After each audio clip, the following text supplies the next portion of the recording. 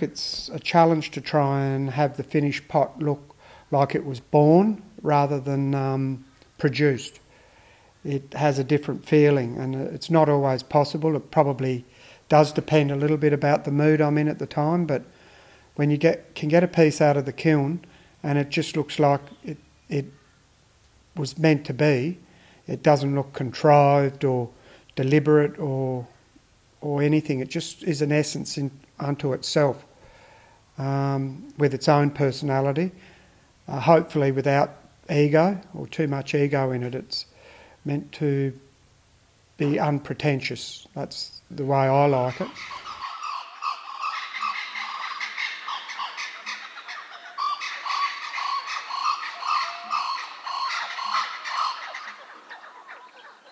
I often get a lot of very positive feedback, and often people will buy our pots because we usually have it around the Christmas time, November, and they buy them for Christmas presents and things like that. And often people will come back to us and say, well, we didn't end up giving those pots away.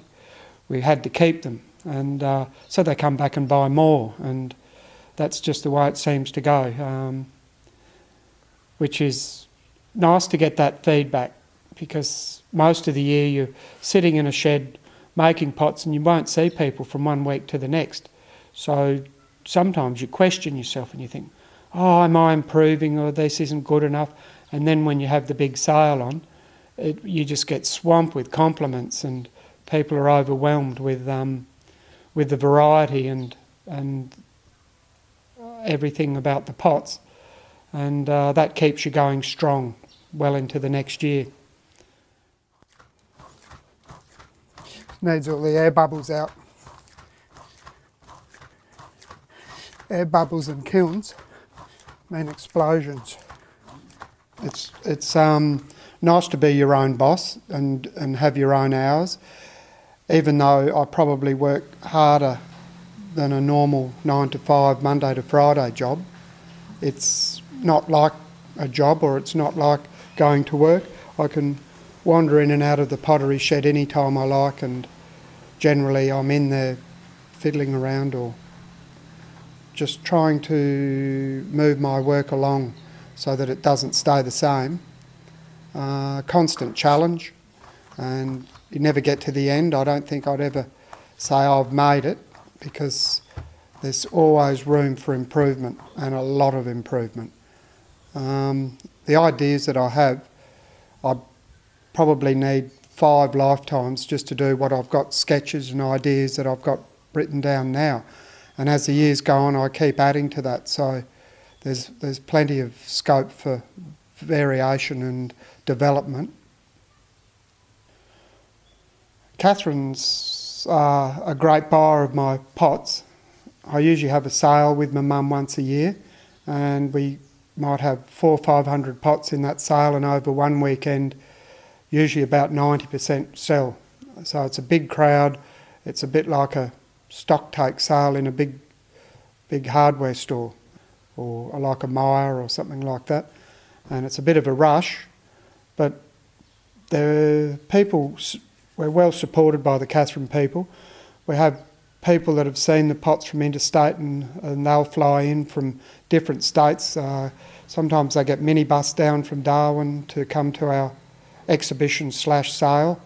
And I'm known a bit in Adelaide. I sell pots there through a Potters Club I've been a member of for 25 years, Studio Potters SA, and that's a good laid back live and let live sort of club with all the facilities. I worked down there on and off over the decades. It gives me a break from up here through probably the hottest time of the year. And I've got a lot of friends and pottery friends in Adelaide. It puts me in the mix as well, whereas up here in Katherine it can be pretty isolating and isolated with new ideas and seeing what's going on around Australia.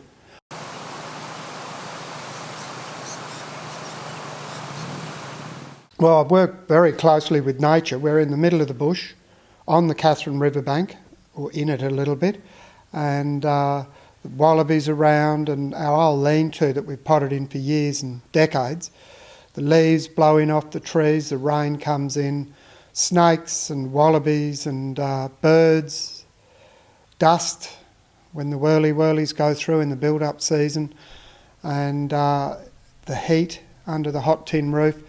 It's very close to nature indeed. It's a bit like the book Where the Wild Things Are, where the garden or the bush starts to slowly encroach into the little boy's bedroom, and the bedroom becomes the jungle. It constantly reminds you on a nice basic level the affinity that we're all in this environment. Nothing too highfalutin, and working with clay from the earth, it keeps you pretty grounded. Well, this is a porcelain slip, porcelain clay made into a slip,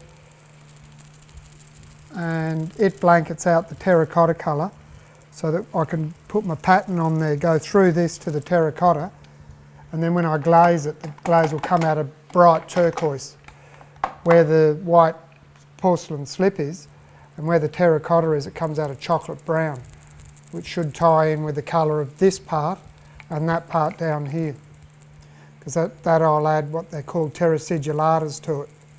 They're fine, usually iron-bearing slips, and they melt a bit and they get a shine up. They go a lovely rich grey silver colour, hopefully. It's up to the kiln gods a little bit. They play a part. Element of the fire.